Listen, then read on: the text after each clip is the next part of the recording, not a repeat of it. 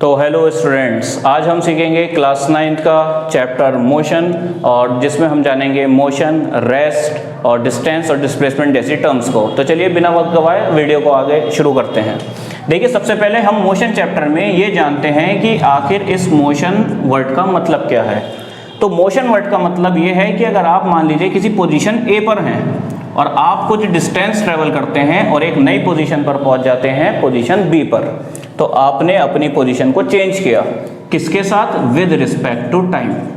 किसके रिस्पेक्ट में? टाइम के रिस्पेक्ट में, क्योंकि देखिए टाइम चेंज हो रहा है और टाइम के चेंज होने के साथ आपने अपनी पोजीशन को भी चेंज किया। तो टाइम के रिस्पेक्ट में पोजीशन का चेंज होना ही मोशन कहलाता है। जिस भी चीज़ की पोजीशन चेंज होती रहेगी हम उसको कहेंगे कि वो बॉडी किस में है? मोशन में है। जैसे एग्जांपल, सड़क पे चलती हुई कार, घूमता हुआ फैन, अगर वो अपनी पोजीशन को चेंज कर रहा है समय के साथ तो उस चीज़ को मोशन कहते हैं। अब जो चीज़ अपनी टाइम के रिस्पेक्ट में पोजीशन चेंज नहीं करती है तो हम उसको इस्तेमाल करते हैं उस वर्ड को रेस्ट से। सही है? तो जो अपने पोजीशन चेंज करेगा टाइम के साथ वो कहलाएगा मोशन, और जो अपनी पोजीशन चेंज नहीं करेगा वो कहलाएगा रेस्ट। आगे हम चलते हैं। सबसे पहले हम सीखेंगे कि स्केलर और वेक्टर क्वांटिटीज क्या होती हैं। ठीक है, दो तरीके की क्वांटिटीज आपको पढ़ने को मिलेंगी फिजिक्स के अंदर। तो जो क्वांटिटीज होती हैं वो दो तरीके की होती हैं, स्केलर क्वांटिटीज और वेक्टर क्वांटिटीज। दोनों में क्या डिफरेंस है? सबसे पहले हम डिफरेंस जान लेते हैं। किसके बीच में? फिजिकल क्वांटिटीज के बीच में।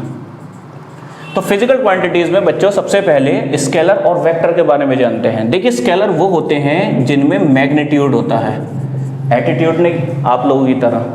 मैं बात कर रहा हूँ मैग्नीट्यूड की। मैग्नीट्यूड का मतलब होता है वैल्यू। सर वैल्यू मतलब, अरे जैसे कोई भी क्वांटिटीज हो तो हर किसी के पास अपनी एक वैल्यू होती है। जैसे सपोज करिए कहीं पे लिखा है force is equal to 5 newton, कि फोर्स की वैल्यू जो है वो 5 न्यूटन है, तो इसका मतलब ये उसका मैग्नीट्यूड है। जो वैल्यू गिवन होती हैं वही क्या चीज़ होती हैं? मैग्नीट्यूड होती हैं। अगर लिखा है कहीं फोर्स 0 न्यूटन, अरे सर इसकी वैल्यू तो, अरे सुन तो लीजिए, अगर वैल्यू कहीं 0 न्यूटन भी होती है तो 0 भी एक वैल्यू में ही काउंट होती है। ठीक है, तो इसी वैल्यू को हम क्या कहते हैं? इसी वैल्यू को हम मैग्नीट्यूड कहते हैं। तो जिनके पास वैल्यू यानी कि मैग्नीट्यूड होता है वो स्केलर क्वांटिटीज होती हैं, और अगर कोई क्वांटिटी वेक्टर होगी तो भी उसके पास भी मैग्नीट्यूड होता ही होता है। मतलब क्या है सर? डिफरेंस तो समझ में आया नहीं? मेरी बात दोबारा ध्यान से सुनिए। फिजिकल क्वांटिटीज दो तरीके की होती हैं, स्केलर और वेक्टर। स्केलर क्वांटिटीज के पास मैग्नीट्यूड होता है, वेक्टर क्वांटिटीज के पास भी मैग्नीट्यूड होता है। तो सर फिर डिफरेंस क्या है? तो ध्यान से सुनिए। तो दोनों में डिफरेंस ये है कि जो क्वांटिटीज स्केलर होती हैं उनके पास डायरेक्शन नहीं होता, लेकिन जो वेक्टर क्वांटिटीज होती हैं उनके पास डायरेक्शन होती है। उनकी डायरेक्शन को फाइंड किया जा सकता है। समझेंगे आगे और चैप्टर में। फिलहाल इनके दोनों के एग्जाम्पल सुनिए आप। तो स्केलर क्वांटिटीज का जो एग्जाम्पल रहता है वो आपका रहेगा डिस्टेंस, जो आगे हमारे सिलेबस में आने वाला है, और वेक्टर का एग्जाम्पल रहेगा डिस्प्लेसमेंट। तो इन दोनों को हम बहुत अच्छे से पढ़ेंगे। ये चैप्टर के हमारे मेन टॉपिक हैं डिस्टेंस और डिस्प्लेसमेंट। तो इनको हम बड़ा ध्यान से सुनेंगे, और जिसमें डिस्टेंस रहेगी आपकी स्केलर क्वांटिटी और डिस्प्लेसमेंट रहेगी आपकी वेक्टर क्वांटिटी। तो चलिए आगे हम बिना वक्त गवाए हम पढ़ते हैं दोनों चीज़ों को, डिस्टेंस और डिस्प्लेसमेंट को। तो चलिए, जैसे कि मैंने आपको बताया था कि हम पढ़ेंगे अब डिस्टेंस और डिस्प्लेसमेंट के बारे में। तो डिस्टेंस और डिस्प्लेसमेंट में क्या अंतर है? सबसे पहले तो जो डिफरेंस मैं आपको पहले ही बता चुका हूँ कि डिस्टेंस हमारी एक स्केलर क्वांटिटीज होती है और हमारा जो डिस्प्लेसमेंट है वो एक हमारी वेक्टर क्वांटिटी होती है। स्केलर और वेक्टर को अभी तक आप समझ चुके हैं कि दोनों के पास अपना मैग्नीट्यूड तो होता है पर स्केलर के पास डायरेक्शन नहीं होती, जबकि वेक्टर के पास अपनी डायरेक्शन होती है। डिस्टेंस देखिए, डिस्टेंस एक्चुअल में होती क्या है? सपोज करिए कि कोई बॉडी, डेड बॉडी नहीं, मतलब आप भी बॉडी हैं, सही है, कोई भी चीज़, जैसे कि आप पॉइंट ए पर खड़े हैं और आपने एक रास्ते को फॉलो किया, आप एक रास्ते पर चले और एक पॉइंट बी पर पहुंच गए। तो आपने पॉइंट ए से चले, पॉइंट बी पर पहुंच गए।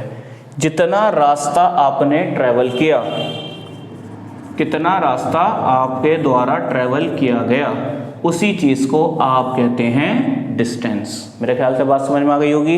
एक पोजीशन से, एक पॉइंट से दूसरे पॉइंट तक पहुंचने में, जो एक्चुअल में आप रास्ते को ट्रैवल करेंगे, पाथ को ट्रैवल करेंगे, वो ट्रैवलिंग की गई डिस्टेंस को ही एक्चुअल में डिस्टेंस कहते हैं, और तो कुछ कहेंगे नहीं इसको। तो पाथ ट्रैवल जितना होगा आपका 2 पॉइंट के बीच में, वही उन 2 पॉइंट के बीच की डिस्टेंस कही जाएगी। लेकिन डिस्प्लेसमेंट का केस थोड़ा सा डिफरेंट है। समझिए कि जैसे मान लीजिए कि कोई पॉइंट है ए, यहाँ के पहुँचने का एक रास्ता जो है वो एक्चुअल में इस तरीके से जा रहा है, ठीक है, रास्ता जो फॉलो करना पड़ रहा है वो ये है, ठीक है। अब मुझे अगर मैं आपसे पूछूं कि ए से बी पर पहुंचने का शॉर्टकट रास्ता क्या होगा, शॉर्टेस्ट डिस्टेंस क्या होगी, तो सर ऐसे जा सकते हैं? नहीं भाई, मेरे ख्याल से तो ये शॉर्टकट नहीं है। हाँ, बिल्कुल सही समझ रहे हैं, शॉर्टकट जो है वो एक्चुअल में ये रास्ता है। तो बस किसी 2 पॉइंट के बीच में जो शॉर्टेस्ट डिस्टेंस होती है, सबसे शॉर्टकट रास्ता होता है, उसी को हम बोलते हैं डिस्प्लेसमेंट, ठीक है। भले से मान के चलिए कि ये दूरी आप ट्रैवल नहीं कर सकते, एक्चुअल में रास्ता यहाँ से चल करके जाना है, पॉइंट ए से अगर आपको बी तक जाना है तो पाथ रास्ता जो है वो ये है, लेकिन हमें देखना है सिर्फ ए से बी पॉइंट के बीच की शॉर्टेस्ट डिस्टेंस, और जो हमारी शॉर्टेस्ट डिस्टेंस होगी उसी को हम बोलेंगे डिस्प्लेसमेंट।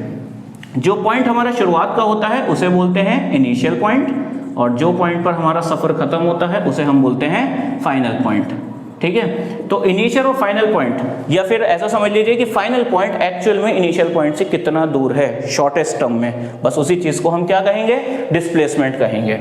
अभी एक एग्जांपल से मैं समझाता हूं आप सभी को। का होगा डिस्टेंस जो एक्चुअल में पाथ ट्रेवल किया जाता है, और डिस्प्लेसमेंट 2 पॉइंट के बीच की शॉर्टेस्ट डिस्टेंस। तो आज की वीडियो में इतना ही, और आज हमने क्या क्या सीखा, आज हमने सीखा है मोशन के बारे में, रेस्ट के बारे में, डिस्टेंस और साथ में डिस्प्लेसमेंट। और इसी के साथ हमने 2 टर्म्स और सीखी कि फिजिकल क्वांटिटीज 2 तरीके की होती हैं, स्केलर क्वांटिटी और वेक्टर क्वांटिटी। अगर वीडियो अच्छी लगी हो तो लाइक, सब्सक्राइब और शेयर कर दीजिएगा वीडियो को, ऐसे ही आप हमारा सपोर्ट करें। आज की वीडियो को यहीं समाप्त करते हैं।